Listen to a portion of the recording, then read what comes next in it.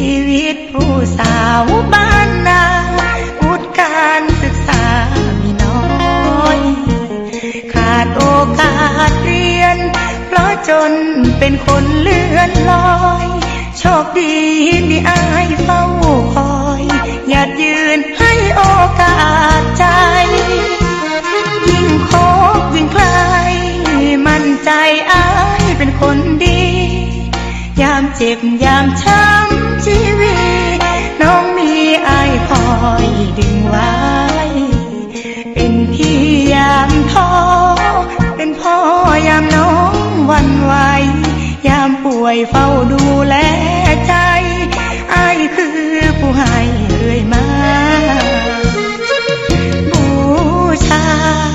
อายเป็นพ่อพระในใจ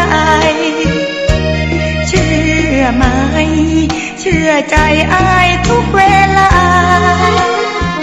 ได้โอกาสเรียนได้รักจากอายแทนค่าขอบคุณสวรรค์เมตตาประทานอายมายาใจได้หากับอายเหมือนใจได้ปริญญาน้องอยู่ยืนสู้ชีวาเพราะว่าอายผู้ทางไว้จับมือประคองขอร้องอย่าได้เปลี่ยนไปให้คือปริญญาใจ